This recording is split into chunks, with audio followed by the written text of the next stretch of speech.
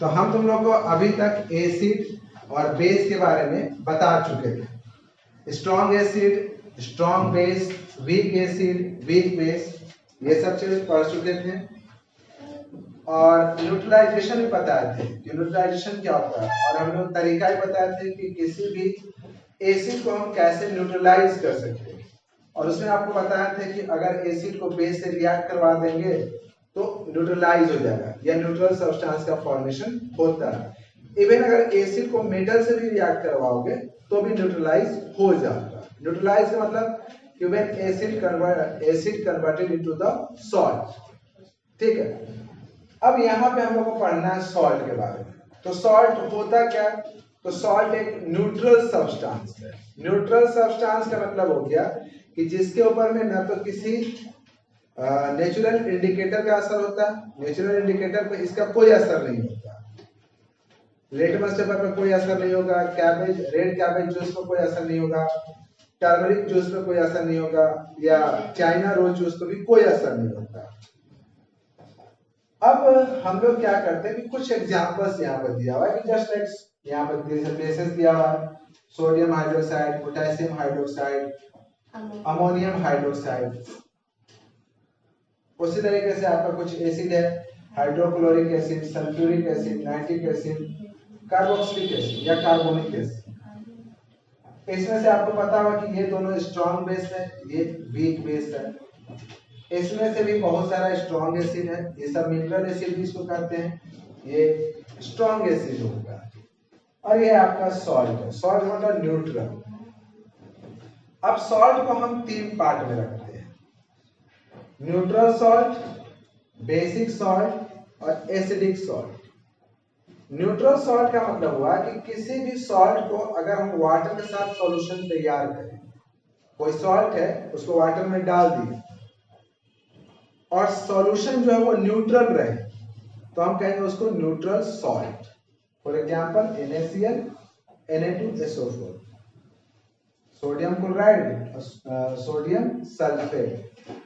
लेकिन अगर किसी सॉल्ट को वाटर के साथ सॉल्यूशन तैयार किया जाए और एसिडिक सॉल्यूशन बन जाए, सॉल्ट को हम पानी में डालें, लेकिन डालने के बाद वो सॉल्यूशन जो बना वो सॉल्यूशन के अंदर कैसा बिहेवियर आ गया?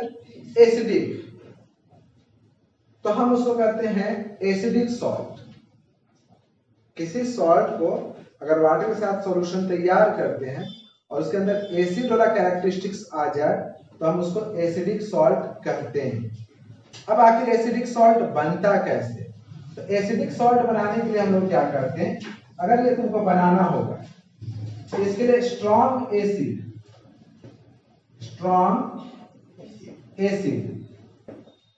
और वीक बेस।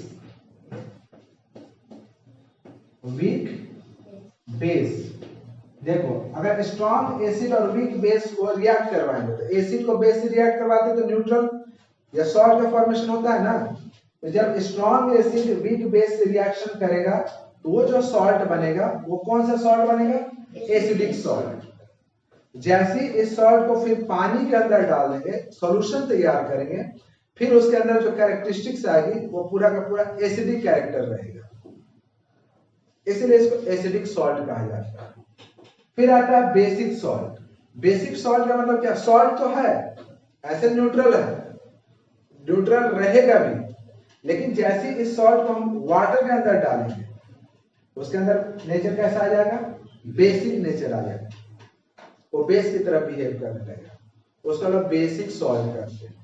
और बेसिक सॉल्ट बनाने के लिए क्या है कि अगर हम इसको अगर तुमको बनाना है तो स्ट्रॉन्ग बेस, अगर स्ट्रॉन्ग बेस को वीक एसिड से रिएक्शन करा, वीक एसिड, तो जो तुम्हारा सॉल्ट बनेगा वो कैसा सॉल्ट बनेगा? Basic salt. मतलब कि अगर ये एसिड है, सॉल्यूशन तैयार मत करो तो वो तो फिर सॉल्ट की तरह ही रहेगा, लेकिन अगर इसको पानी के साथ सॉल्यूशन तैयार करेंगे तो न्यूट्रल है, तो पानी के अंदर में भी न्यूट्रल रहेगा। बेसिक सॉल्ट है तो ऐसे तो न्यूट्रल रहेगा, लेकिन जैसे इसको वाटर के साथ मिक्स करेंगे तो फिर उसके अंदर बेसिक कैरेक्टरिस्टिक्स आ जाएगा। और एसिडिक सॉल्ट जो होता है ऐसे तो न्यूट्रल रहेगा, लेकिन जैसे उसको पानी के साथ मिलाएंगे उसके अंदर में एसिडिक कैरेक्टर आएगा। एसिडिक सॉल्ट का मतलब हुआ कि स्ट्रॉन्ग एसिड और वीक बेस से मिलकर बनता है। बेसिक सॉल्ट का मतलब कि स्ट्रॉन्ग बेस और वीक एसिड से मिलकर बनता है। इस तरह से ये तुम्हारा चैप्टर ओवर हो गया। इसका सारा क्वेश्चन आंसर तुम लोग कर लोगे। क्लियर?